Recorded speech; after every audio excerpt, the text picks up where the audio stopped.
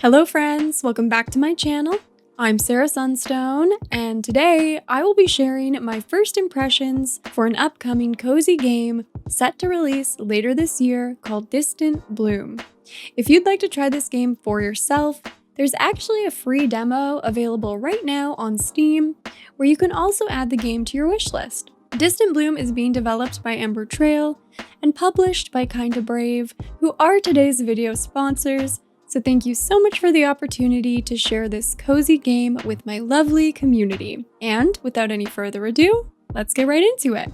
In Distant Bloom, your story begins when you awaken from your cryopod on an unfamiliar planet after a long expedition. You've arrived with the goal of establishing a new home for your species, but there's one problem. The planet you find yourself on looks very different from what you saw through your telescope before embarking upon the journey to reach this new land. And where's the rest of your crew? Luckily, you're not completely alone, as you're accompanied by your trusty sidekick, Kiki the drone. Together, you set out to explore the desolate lands, locate the Hearth ship, and reunite your crew. All along the way, you collect useful resources, unlock new tools, machines, and abilities, set up a base camp, restore the land, and even uncover secrets of the past.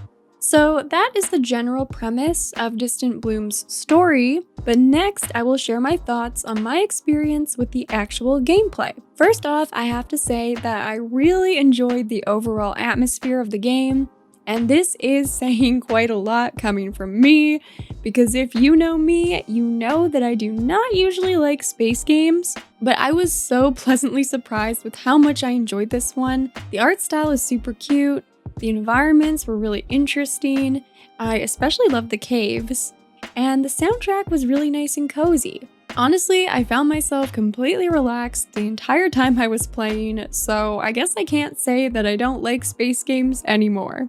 Thanks, Distant Bloom. Traversal with your alien character is really smooth and enjoyable. Interestingly, you're not able to jump at all, but this actually lends itself to various other mechanics in the game. So for example, later on you'll be tasked with solving puzzles that will then open up new ways to cross to new areas that you otherwise wouldn't be able to access. Other times you have to find hidden pathways, which will allow you to drop down to certain areas and collect hidden resources. Like the Raspberry, which of course was my favorite thing to find because I love crystals. I actually spent a lot of time in the demo just trying to collect them all. In the demo, I was able to use two different tools. The first was the scanner, which allows you to scan and identify unfamiliar objects and plants, while also providing useful information about them. The second tool was a simple shovel, which allows you to remove larger piles of debris that you aren't able to pick up by hand. You can also use the shovel to dig up soil before planting seeds. And this leads us to my favorite aspect of the game, which was the restoration component. So as you can see, the planet started off looking pretty icky. Everything is more or less dead and barren. Where you'd expect to see water, there's a gross, sludgy substance. But as you clean up the trash and plant new seeds, the world begins to restore itself, and it looks so pretty. Something I personally really enjoyed were the plant puzzles that you have to solve as you restore the world. For these puzzles, you need to make sure that there is a variety of plants growing next to each other on specific tiles. So for example, you'll need a tree, a fern, and an herb in order for them all to thrive together. These puzzles varied in complexity. Some were very simple, others were a bit more challenging, but totally an enjoyable level of challenge. This game mechanic is what I referenced earlier, where sometimes upon puzzle completion, you will unlock tree bridges to access new areas on the map, which was super rewarding. Honestly, everything I experienced in the demo was just super satisfying, from picking up trash and resources to witnessing the land restore itself. I can definitely see how addictive the gameplay loop could be for the full release. The one realm of the game that I didn't get to experience much of in the demo was the settlement and community component. I was able to set up tent for one of my fellow crewmates, and also use a processor to turn foraged plants into foods, but it sounds like as you locate additional crewmates, you will unlock other abilities and features to be added to your home base. So I can't wait to explore these game elements more at the full release. Notably, I wanted to share with you all that it is confirmed that there will be no combat or enemies at all in this game. So I know this will be great news for so many of you. Also, there is only positive progression, meaning you can't mess up, which is music to my ears. Both of these features, in my opinion, make the game just that much more accessible for players of all kinds. For the full release, there will also be more areas to unlock, including snow-covered mountains and even rivers of lava.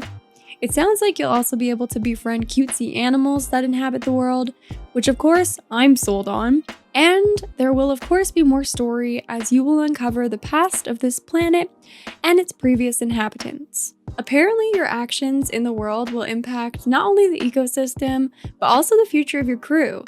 So I wonder if there will be branching storylines dependent on the decisions you make. There were many different dialogue choices too in the demo, which didn't seem to impact the story much in the beginning, but could become more consequential later on in the narrative. Since the demo was very short, I completed it in about 30 minutes, which left me with so many questions about what is to come. Personally, I'm curious about what other tools we might unlock from future quests and crewmates, in addition to our scanner and shovel abilities. Based on this footage, it seems like there will be at least one additional tool to help remove trash from the world. I'm also interested to know what we can do with the materials we collect from around the world, especially those raspberries, and I'd also love to see in what ways we can grow our community's home base. I wonder if we can customize our own tent, for example, and set up other useful machines like the food processor. I'm also looking forward to finding out how the puzzle components will potentially be expanded upon, for instance with more plant types or new unlocks aside from the tree bridges. Finally, I'm also curious to know how the animals will tie in with the restoration. Perhaps more varied species will appear the more you heal the land, and if we can befriend them, can we keep one as a pet? I have a lot of exciting ideas and questions that I can't wait to have answered as we learn more about this game. Overall, I definitely think that this is a very promising title offering a cozy and relaxing experience that I would highly suggest keeping your eye on, wishlisting on Steam, and again, trying the demo if you're interested. Distant Bloom is set to release for PC later this year, and I myself will definitely be checking it out. But what do you think? Let me know down in the comments if you'll be trying out the demo for Distant Bloom, if you already have, anything and everything. You know I always love hearing from you. And with all that being said, thank you so much for watching. I love you all. And until next time, take care. And a very special thanks to Meredith, Formodus, Tansy, Cisco, Cheese, Divine Raven, Blossom, James, Paul, Jack, Gladiator, and Danny, my beautiful Sunstone members. I love you all very much and thank you so much for the extra support on the channel, which really helps to make all that I do possible and means the world to me.